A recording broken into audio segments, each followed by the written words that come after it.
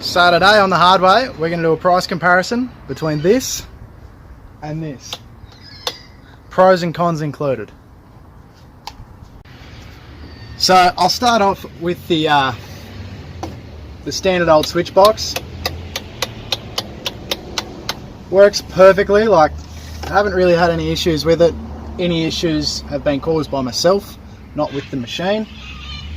The it works. It's good, it's simple, it's okay to wire up, it's not great. And that leads me into some of the cons of this. It's expensive to do. So the switch panel, this is all from Jaycar, it's not eBay. The switch panel itself I think was $70. The box was $30 and all the wiring to run it was another $20. So what does that work out at? I don't know, I'm shit at maths. But it's expensive. Wiring, it's a bit of a pain in the ass to wire up. You got to take off the switch panel, you got to pull things apart, you got to run wires in and out of it, blah blah blah blah blah. It's great, it's simple. I'm gonna keep using it, but I'm gonna move it into the cab for some of the like the driving lights and stuff, because it's easier just to have all the switches in one place. And yeah, like I've got it, I'll keep using it. But so that brings me on to this. It is the PowerTech, Autotech, whatever it was, brand. It's also from Jaycar. $74 for this, and all you got to do when the remote wants to pick up is, you know, that's just hooked up there just as a temporary, you know, thing. It works. Remote doesn't seem to want to work today. Terrible timing for the video, but whatever. Super simple setup. Like all you got to do, there's a bunch of little screws just there.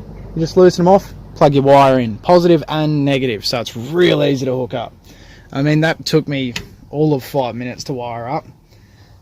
It'll replace everything that's on the back of the ute, so it'll run side lights, back light, awning lights, blah blah blah blah blah. Any other lights that I can think of, I'm going to add more and more and more.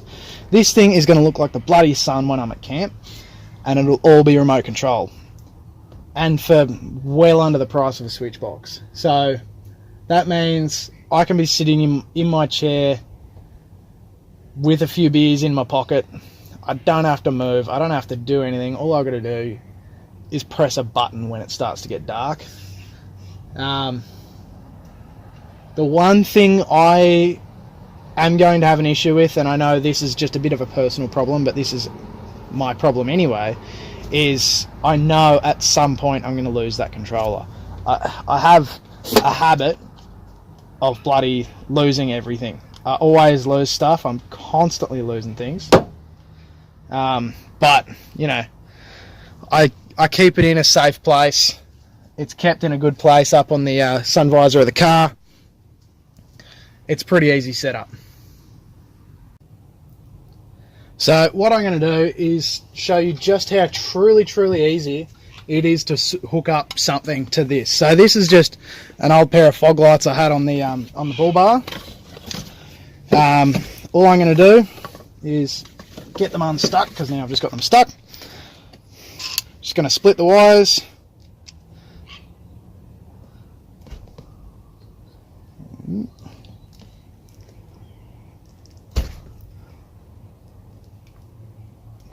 Split the wires apart so I can use them. Cut the ends of the insulation off. I always love to twist them around. I don't know why, I just do it. Just makes things easier, I find.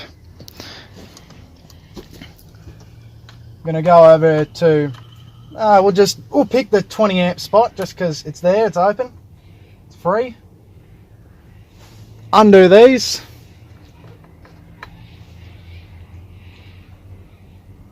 They are quite stiff when you first get them, but you know, there's a will, there's a way.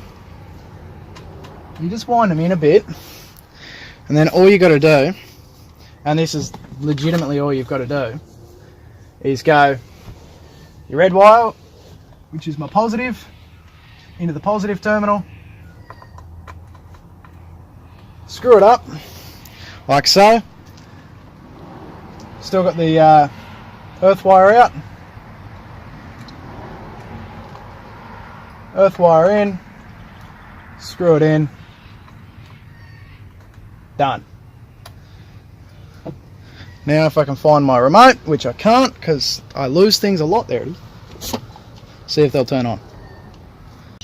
And we're back. So don't know what happened there. I guess the lights didn't really like the 20 amp spot, or something's going on with the 20 amp spot. Whatever, I'll diagnose that another time. But anyway, all I did, unscrew these two, but on this side, just easier here.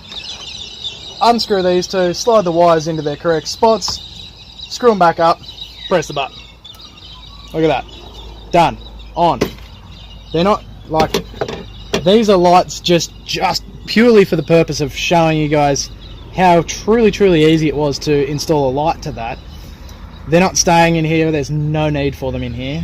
They're, you know, they're way too bright for interior lights. They're pointless. But yeah, all that was just a display of how easy it is. Like, boom, done. Easy. So I guess you've got to weigh up the options. Do you want a switch box, which is, you know, somewhat easy to mount, harder to deal with, you can't be as lazy, or do you want to go with one of these, the Autotech, PowerTech, whatever the fuck it is? I personally, I don't think I'll ever go back to a switch box after having this, because, like, you know, I'm way over here, I'm way behind the camera now, and I'm turning them on. Just like that. Easy done. Turn it on the bottom one, turn it off. Turn it on the red, turn it off. I'm back. Like, apparently this thing's got a bloody 15 metre range. I can't think of a time where I'll be sitting 15 metres away from my ute and need to turn on a light. It might happen. But it's just that easy. Like, it really truly is just that easy now.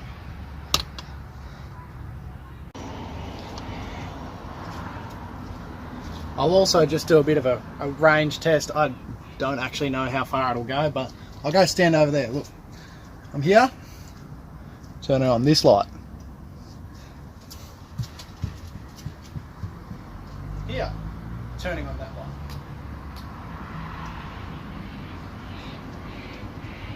Here, turning on that light.